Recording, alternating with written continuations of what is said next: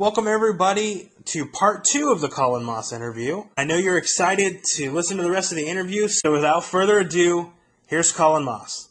That was kind of the beginning of things for me, for like really trying to make it happen. I was lazy as shit for a long time after we moved to Wilmington and didn't audition for any plays or anything, and wound up not getting an agent or anything until I'd lived in Wilmington probably for 5 years or so. But that's kind of when that's when I started heading that direction. But and did anyway. That's pretty much the beginning of it. The Fin Cannons were part of it too. I was working in the lighting and grip shop at Screen Gem Studios and I was doing the comedy show. And a guy who had been working on Dawson's Creek, wrote a short film and had the Fin Cannon tour. They're huge, casting directors in the Southeast as far as regional casting goes.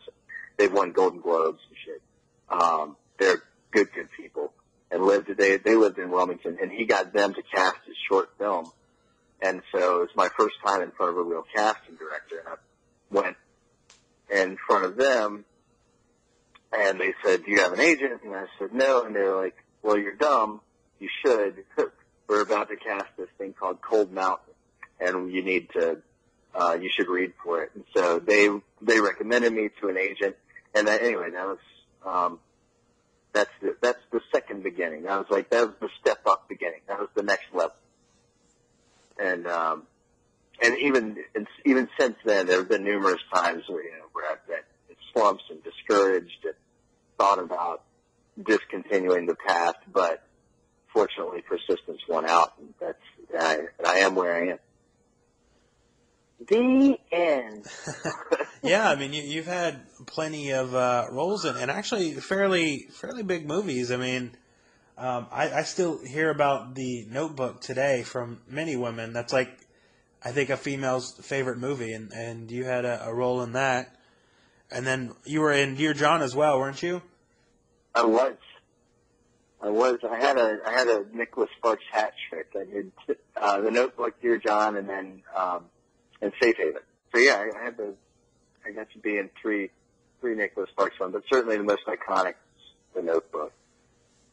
Oh yeah. I don't think that movie. I mean, it's big down here. I mean, obviously it was shot down here, but yeah, like females all around the world, like rewatch that movie 50 million times still. It's a good one, man. James Garner, Jenna Rollins, get out of here. Yeah. All right, and oh, I'm sorry, what were you saying? Oh, and of course, Ryan Gosling and Rachel McAdams. And Cullen Moss. Allen, Jesus. And Cullen Moss. And Cullen Moss, yeah. As the irrepressible cousin Bodie. Oh, man. Yeah. And now the next question from Samantha Bowman is kind of, you caught us up to actually this question, which actually works perfectly. And since the beginning, in what ways have you matured as an actor from your first role to your most recent roles? I think I've settled. I've learned more about the subtleties of film acting, film and television acting. I've allowed myself to settle into letting more of myself come through in my characters and in the roles that I play, rather than just thinking that I had to just create this, complete facade and for every role. I think I've become more comfortable with relaxing into roles, and using aspects of myself rather than manufacturing every part of it. And I've learned how to layer things and make things a little more nuanced and less caricature. And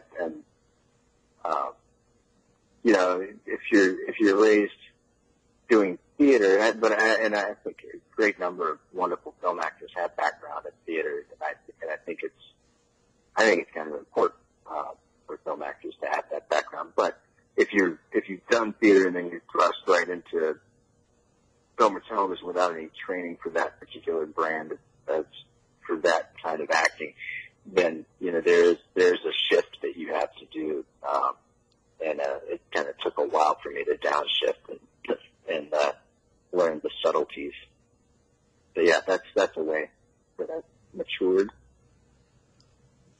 Okay.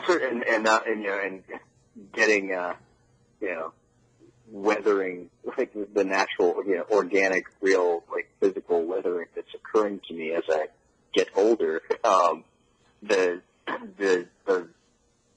The opportunity, they're kind of just the roles that are becoming available to me are kind of a more mature nature naturally, and I'm enjoying that. I'm enjoying the roles that I'm aging into. That's cool.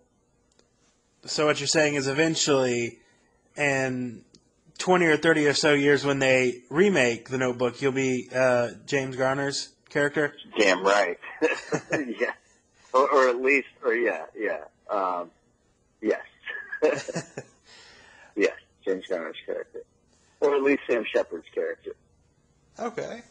Yeah. And the next question is from Samantha as well. She asks, you're known for bringing green lollies to cons to give to fans. What has been the strangest fan gift that you've ever received in return? There really hasn't been. Yeah, I haven't gotten anything that strange. I've just gotten some sweet. I've gotten some sweet gifts. I haven't gotten anything crazy or like, I haven't gotten anything crazy or scary from anybody where I just been like, oh shit, this is somebody I need to avoid. I've gotten green lollipops, from fans. They brought their own green lollipops to offer. I've gotten, I can't remember his name off the top of my head, and you might actually know who they are. It's a couple, and they've got, a little girl, and they make like zombie stuffed animals, like, zombie panda bears and like plush zombie animals, and they had a booth in Orlando. And they were really sweet, and they asked if I had a kid. Like, we just wound up talking at the hotel, and they asked if I had a kid, and they brought me this kind of zombie panda that my youngest son, Louis, adores now. He goes up and like gives this zombie panda big hugs. And I got some nice fudge from a kid who caught me when I was on my way into Orlando to that con. At the airport, he and his mom got some pictures with me and had me sign some stuff at the airport before I made it to ground transfer. And anyway, later on they were like, "Hey, we appreciate you doing that. We know we didn't buy an autograph or anything from you, but hey, here's some nice fudge." And it was nice fudge, and I enjoyed it. And I thought that was a sweet gesture. So they made it to the con, didn't buy anything, but said, "We appreciate what you did and have some fudge." So I don't know, nothing weird. I wish I had like a zany, like I got a severed penis once, but I didn't. I don't really wish that happened, but I mean, it would be a more interesting story. No, I didn't. Nothing crazy. All right. So basically what you're saying is even though you bring your own lollipops, you wind up leaving with more sweets than you had when you actually started. I wound up, sometimes, my brother has brought me a beverage. Thank you, Jay. A margarita. Oh, nice. Now it's a party. Yeah, sometimes, I leave with more sweets than I came with. Actually, the first con that I did, the Dallas con, was where the woman brought me some green lollipops, and they were all distributed by the end of the con. Nice. And then I wonder how many people have them stapled to their walls now. It's like, yes, I've got it. I've got a green lollipop from Gorman. I hope that one of the odd kind of side effects of having the green lollipops was that a large portion of my demographic at the con in Orlando in particular were kids, like little kids who may not have, like, not all of them were fans of the show, but they were like, hey, it's the guy with candy at his table. And so, and you gotta be careful too. Like, there are some people who are like, hey, posing my kid, like, act like you're putting a lollipop in his mouth. And I'm like, man, I don't think I'm gonna.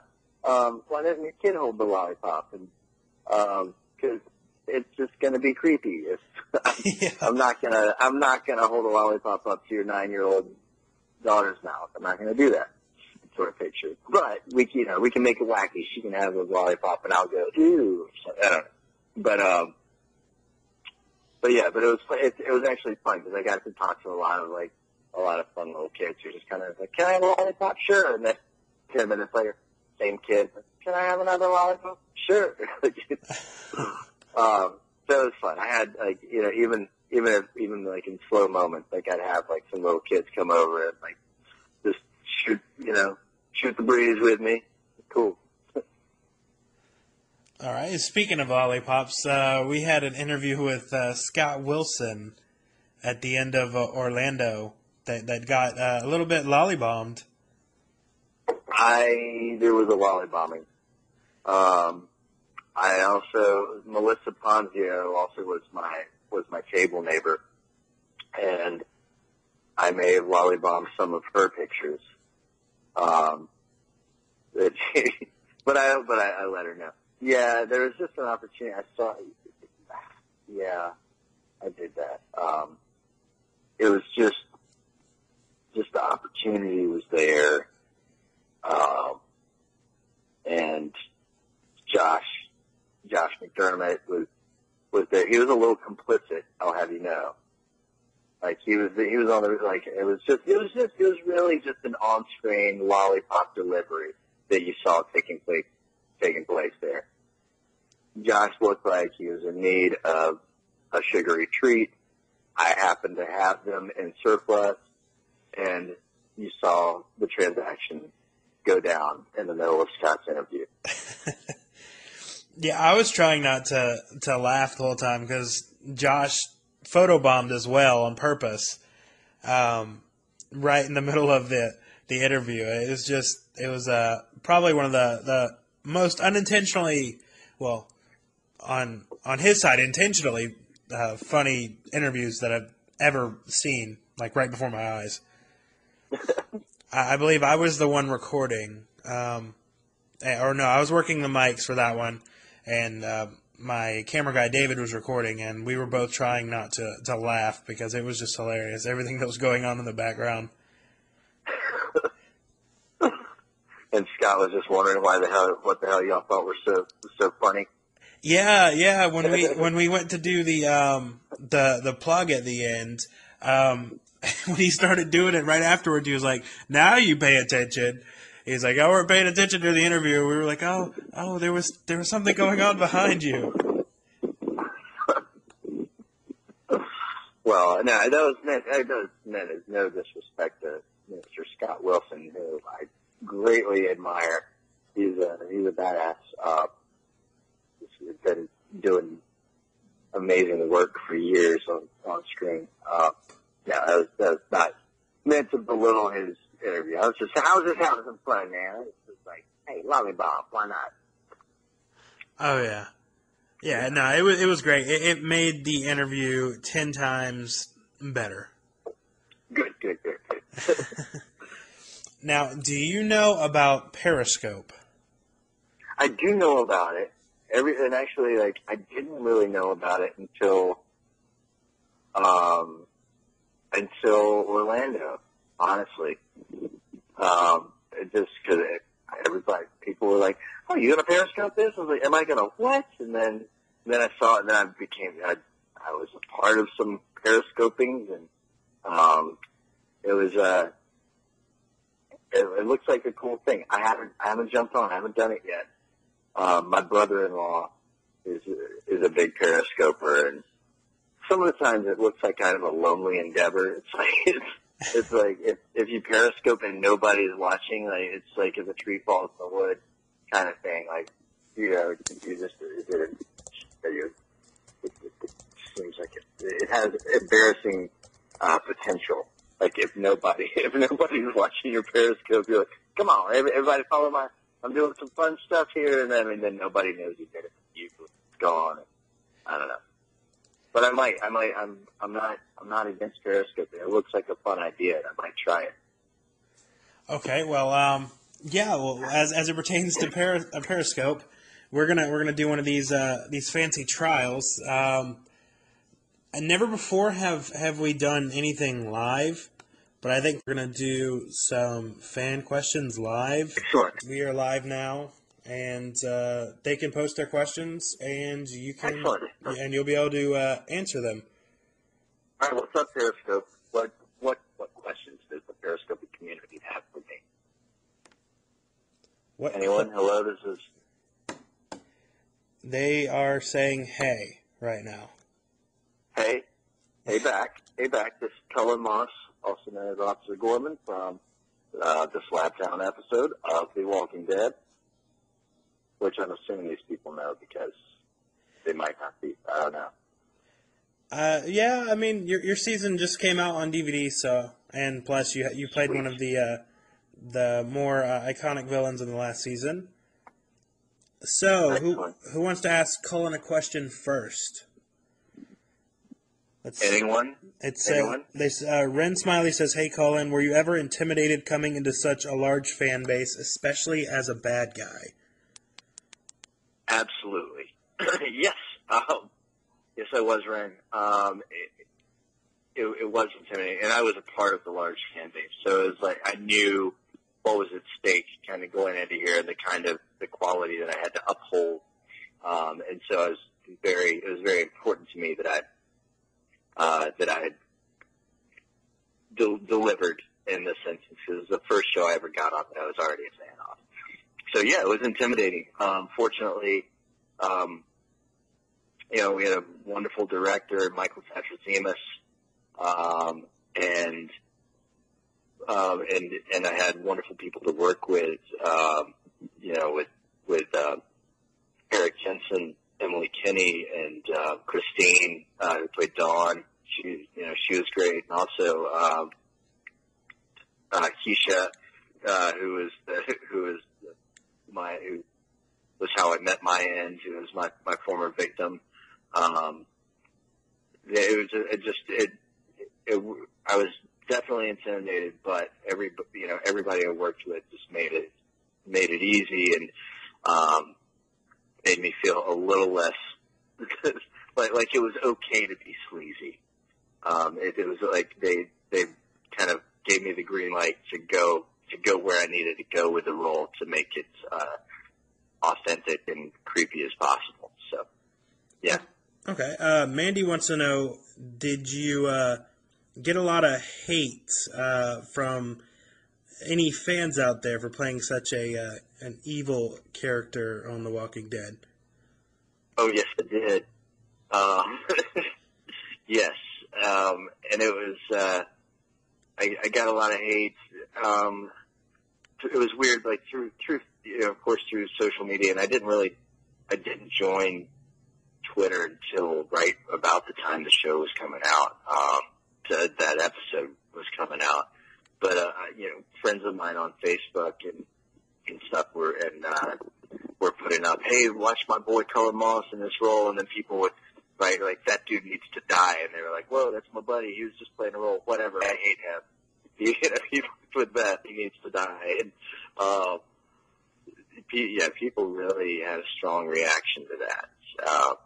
But I've never, on the street or anywhere else, I have not, or in conventions, I've never encountered any fans who, legitimately were hating me. they always came up and be like, you were a dick on that show, but, we're glad you're not really Officer McRapey, as some people dubbed me. Yeah, so I definitely encountered that, but not, nobody threatened me, so that's cool. I like when I don't get threatened. That is always a good thing, definitely not to get threatened. Yeah. Is there any other questions? Let's see. Mary Settle says she loved you from One Tree Hill. That it was crazy to see you like Gorman on the Walking Dead after that. Yes, thank you, Mary. And I love my One Tree Hill fans. That's another, the One Tree Hill and Walking Dead, like those two fan bases are two of the most devoted / rabid fan bases. Very, very different crowds, but thank you. I think it was very jarring to my One Tree Hill fans to see me in that role, to see the funny. My character on One Tree Hill was just a bit of a doofus, and the kind of like relief, and then to play this, this rapey cop was jarring for some of them. So there were some comments on an Instagram thing. It was like, "Oh my God, did anybody see Junk as the rapey cop?" And then somebody said, "That was Junk." That Junk was my character's name on One Tree Hill. And then there's another comment down like, "Oh my God, he's so old now." It was like, it was fun. It was a trip. But yeah, it was, yeah. I appreciate the crossover love from the One Tree Hill to the Walking Dead. It's cool when because I've been to a couple Walking Dead reunion conventions, and people there come in and make the connection. People be like, wait a minute, you were also, I'm like, yes, I was. They're like, oh, all right. Yeah. Okay. It was cool to be, yeah. And Mandy, very different shows.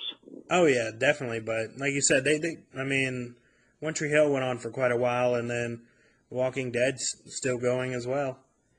Yep.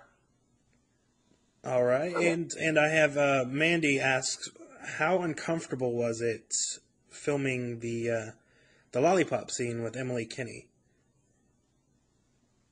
It was uncomfortable. No doubt about that. But again, it was we had a great director, and Emily was just very gracious and we're actors, and we know what we have to do. We know what the scene requires. And while it's uncomfortable, I wouldn't have done anything that she would. As an actor, you want to make sure you're not going to do anything the other actor's not okay with. And and sometimes in different situations, I think some actors do push the comfort level of other actors. I was not coming into this situation wanting to do that. I definitely, I was going to be around for this episode and this episode only, and I knew it, and I wasn't going to try to make enemies. I wasn't going to just try to creep the actress Emily Kinney out. So anyway, we talked about it, about what she was okay with, and she was great. She was just like, do what you got to do.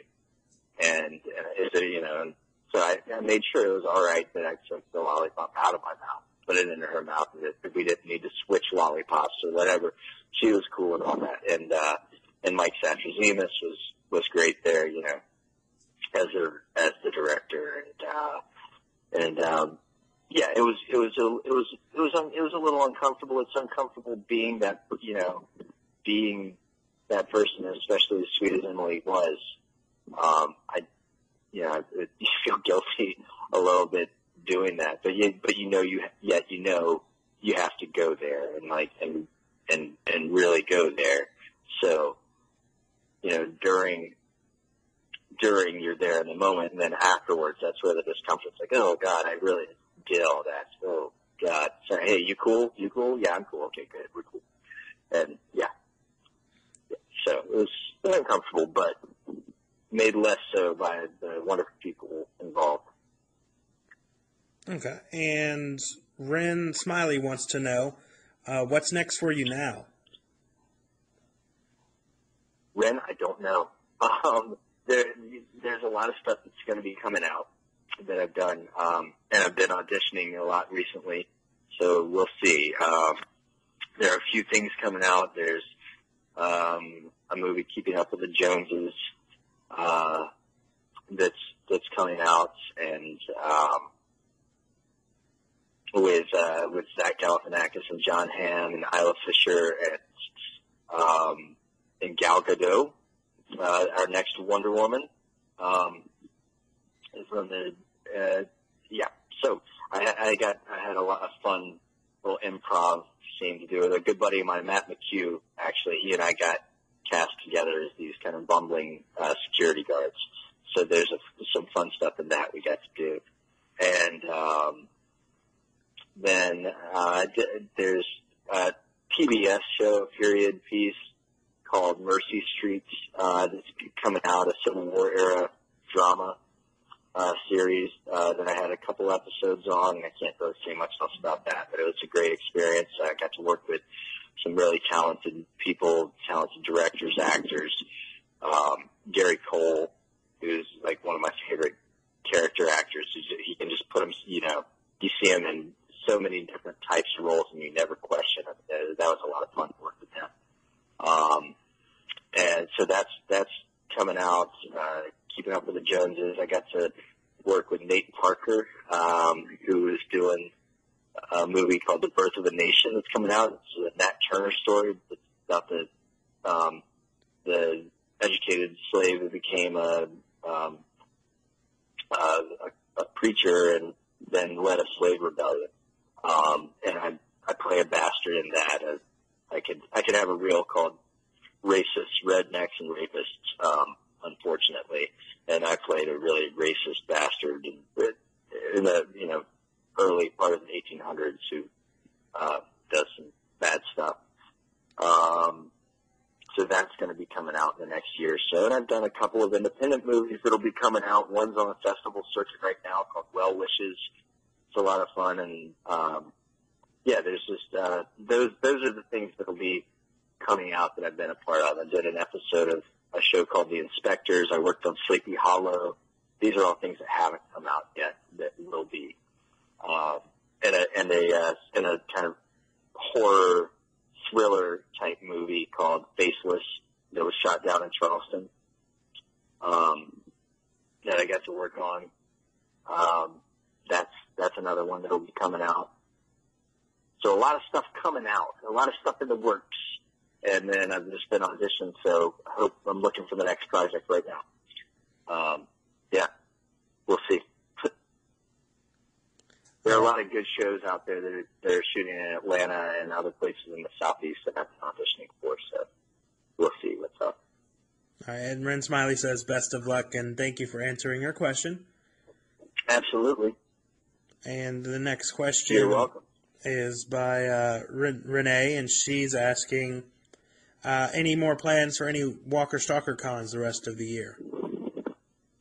I hope so, Renee. I don't know if the petition effort works as far as Walker Stalker cons, but if anybody has any strings, pull them. I want to go to as many as I can, and there are certainly other actors who have had more screen time than I did that are deserving of tables at the Walker Stalker cons. But if anybody wants to speak up about them wanting to see Officer Gorman at the Walker Stalker cons, please do so. I've been in touch with them, and they've asked me to the Atlanta one, so I'm hoping that'll still happen. And then I'd love to go to any of the others. There's a London one that I would really like to be at. And then, Nashville, Philly. I just want to go to as many as I can. So the only one that I know of for sure, and it might not even be for sure, is Atlanta. I'm really hoping that I'll be there, because I know that's going to be a fun one, Halloween weekend and everything. Okay. And Natasha wanted to know, what was it like working with Chris Cook? I believe he was one of the officers in the show. Yeah, honestly, we never really crossed paths. on the show. And again, that's like, social media is so weird. She said that now, and like, I was tempted to say, "Oh, it's great, he's a great guy," but I realized I really kind of only know him through Twitter, and that's that we never really worked together on the show. We didn't have scenes together or anything. Yes, I don't know what it is like to work with Chris Cook. You'd have to ask someone who worked with Chris Cook. But he seems like a great guy in Twitter, in Twitter land. All right, and Mary Suttles wants to know, what was it like filming your death scene, and did you get a chance to watch it afterwards? I got to watch it when everybody else watched it. And actually, they let me watch some of it right after we shot it. But yeah, that was a lot of fun. The hardest part is lying still afterwards, like when they come back in the room when Dawn's bitching at Emily's character, saying, "Oh, well, somebody's got to clean this up." It was just lying there as still as I could, was just being dead. Getting killed was great fun. I mean, because I've got just so much respect for the special effects guys, and to know, like,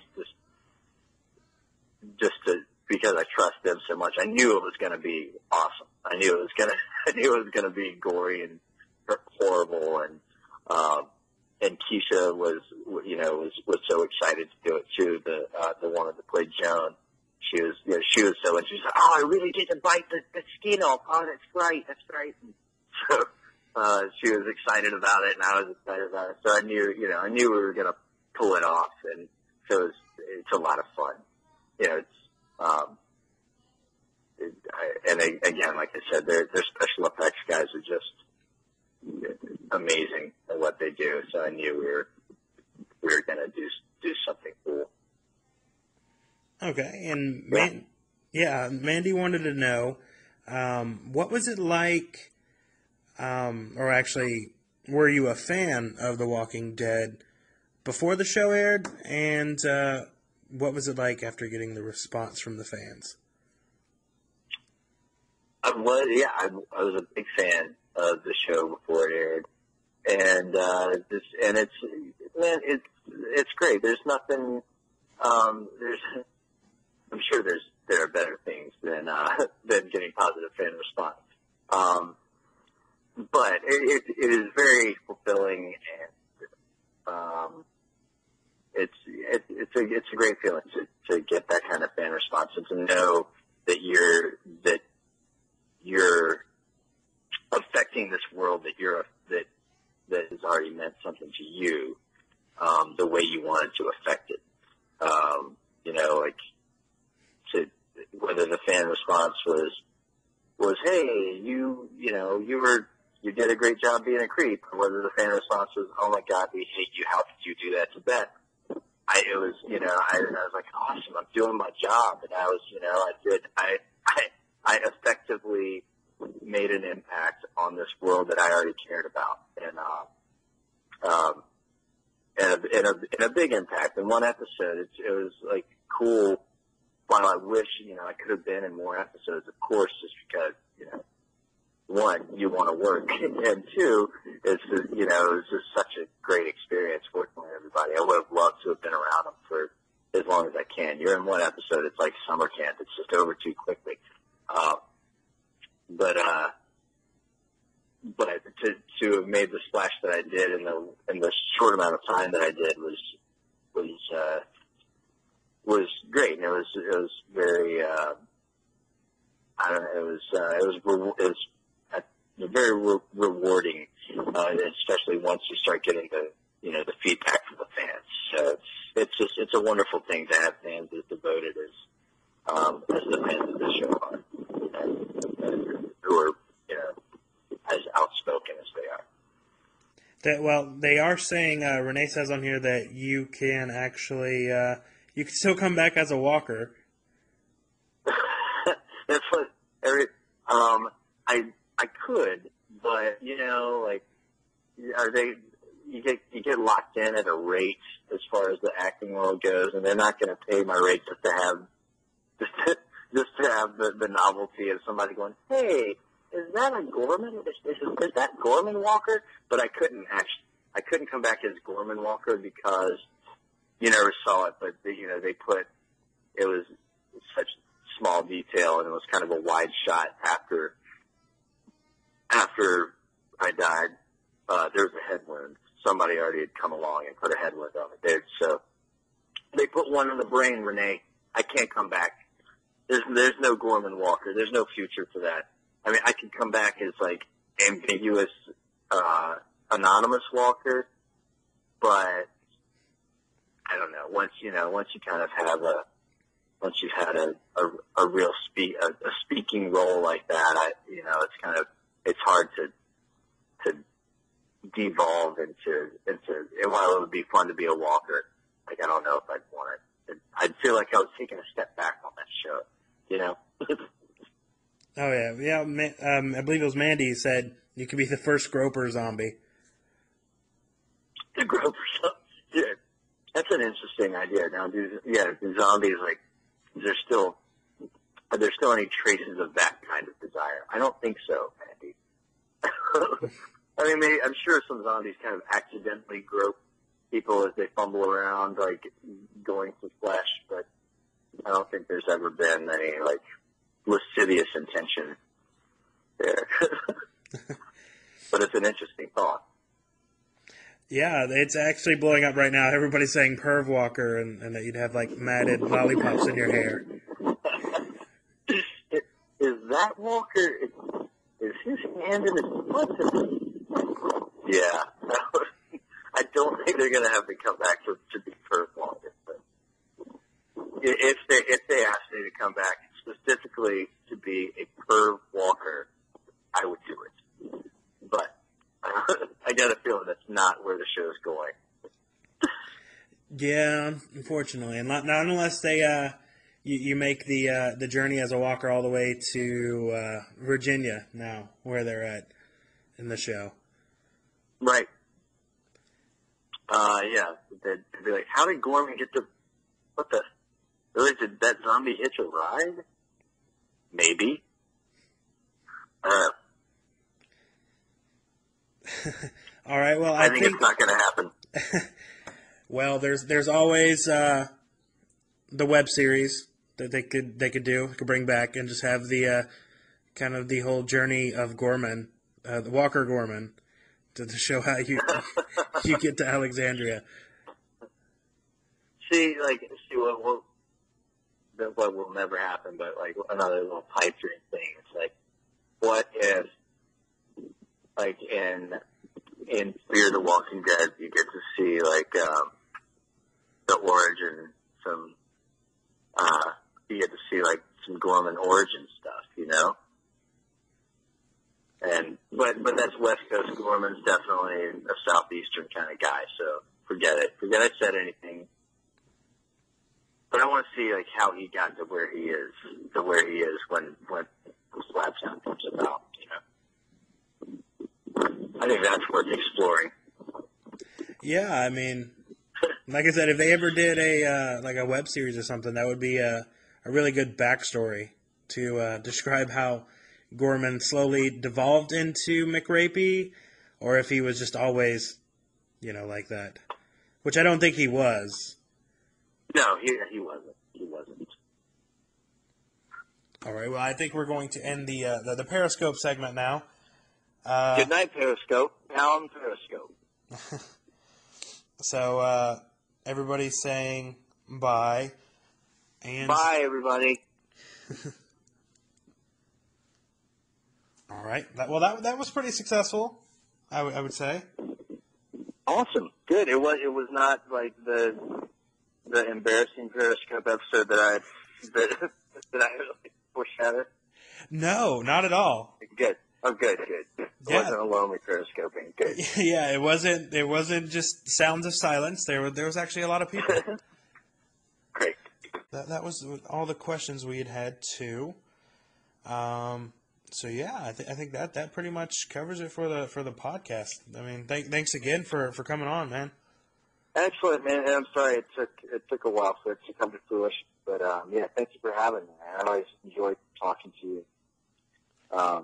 Yeah.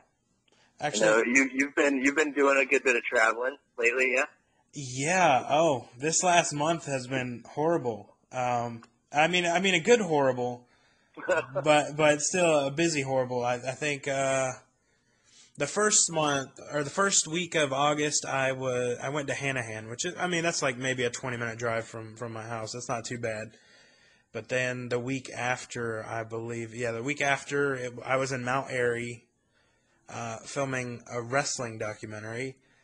Oh, really? Yeah, Dude, I want to talk to you sometime about that. That's awesome. yeah, I lived right, I'm from Winston-Salem, and like right down the street from Mount Airy. yeah. We were in Mount Airy, and then the week after that, I was in New York City, and then Boston, and then last week I was in Sonoya, Georgia. So I've been everywhere. Speaking of Sonoy, do you remember Jen and Anthony Gomez from the Walker Stalker times? They're volunteers there. The name sounds familiar. Well, they're in Dallas, and I know they're in Orlando. I think they just got a business permit for like a cool like comic and comic paraphernalia store in Sonoy called Things and Stuff, which is pretty brilliant. So anyway, I just wanted to give them a little shout out there because I think that's cool. Good for them. They're good people. Like they're a neat family, and they're just taking a big leap to kind of go down and try to do this new venture. So I think they got to go ahead.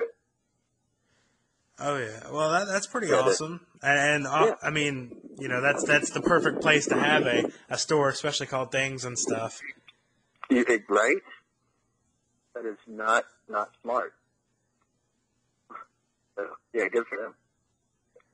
Oh yeah, definitely. And actually, I missed one question, and it's actually about the podcast. And it was the podcast last time, from the first time, and they just wanted to know if you could sum up, or what one word would adequately describe our first podcast. Our first podcast, dreamy. What